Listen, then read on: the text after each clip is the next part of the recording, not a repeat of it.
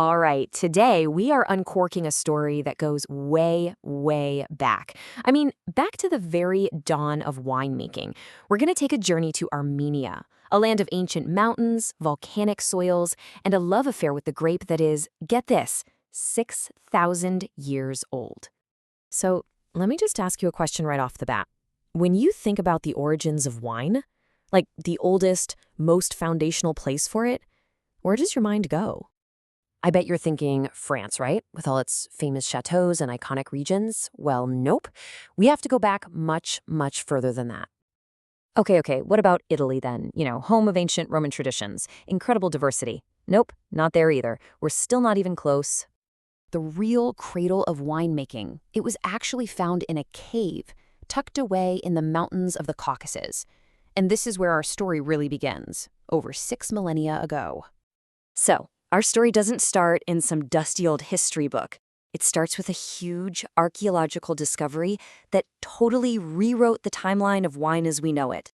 Back in 2011, a team of archaeologists found something absolutely mind-blowing in a cave complex called Armenia 1. They unearthed a winery that they dated to 4100 BC. That is over 6,100 years ago, making it by far the oldest complete winemaking facility ever discovered. And look, this wasn't just a few random pots. No way. This was a seriously sophisticated operation. They found a basin for stomping grapes with your feet, these huge fermentation jars they call caras, drinking cups, and they even found perfectly preserved grape seeds from Vitis vinifera. That's the ancestor of pretty much all the wine grapes we drink today. This discovery was the smoking gun. It proved that Armenia is the true cradle of viticulture.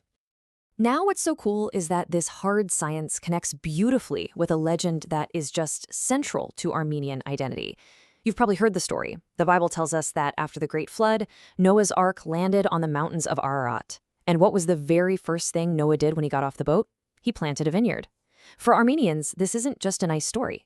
It's this deep, profound link between their land, their faith, and their ancient wine culture.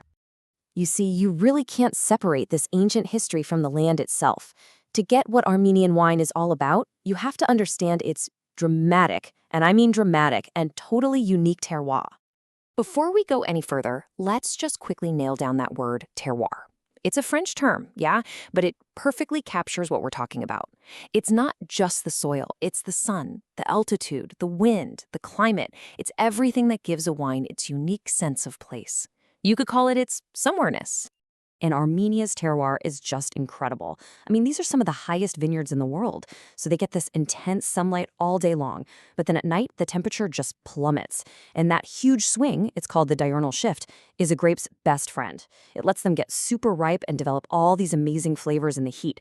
But then the cold nights lock in all this freshness and acidity. And when you add in these rich volcanic soils, well, you get grapes with this incredible concentration and a kind of mineral character you just won't find anywhere else. Okay, so we've got the land, we've got the history. Now let's talk about the real stars of the show, the grapes themselves. Armenia is home to hundreds of native varieties, and a lot of them are ancient. They've adapted perfectly to this tough environment over thousands of years. Let's just focus on the two big ones. Over on the left, you've got Areni. This is the country's signature red grape. It's incredibly tough, totally at home in those high altitudes. It makes these elegant wines that are just bursting with flavors of red cherry, spice, and this beautiful earthy note. Then on the right, we have Vaskehat. Its name actually means golden berry, and it is absolutely the queen of Armenian whites. It creates these stunningly aromatic wines, think citrus, apricot, and wildflowers, all tied together with that signature volcanic minerality. So this ancient tradition, which was going strong for thousands of years, well, it hit a major roadblock in the 20th century. During the Soviet era, quality was totally sacrificed for mass production. But after Armenia got its independence in 1991, a truly remarkable comeback started. You could call it a renaissance in a bottle. What's happening now is so cool. Winemakers today are blending the best of both worlds. They're reviving the ancient tradition of using caras, those big clay jars you see on the left that are often buried underground. This old-school method gives the wine this slow, gentle contact with oxygen, creating wines with incredible texture. But they're fusing that ancient wisdom with modern precision, using things like temperature-controlled tanks and high-quality oak barrels to make wines that are both authentic and absolutely world-class. This timeline really captures the whole dramatic story of Armenian wine. You've got this incredible foundation of ancient glory, then this period of decline where its identity was almost lost. But since 1991, there's just been an explosion of energy. Passionate family wineries are rediscovering their native grapes, they're investing in their land, and now they're winning major international awards, putting Armenian wine right back on the world map where it belongs. So, after this amazing rebirth, what's next? What does the future hold for the world's oldest wine region? Well, from where I'm sitting, all signs point to something very bright and really, really exciting. A huge part of that future is something called enotourism. Basically, wine is becoming this gateway for travelers to discover everything else Armenia has to offer. Imagine this. You can tour a state-of-the-art winery in the morning, explore a 1,000-year-old monastery in the afternoon, and then end your day with a glass of Arani paired with incredible local food like horovats, this amazing traditional barbecue, or dolma.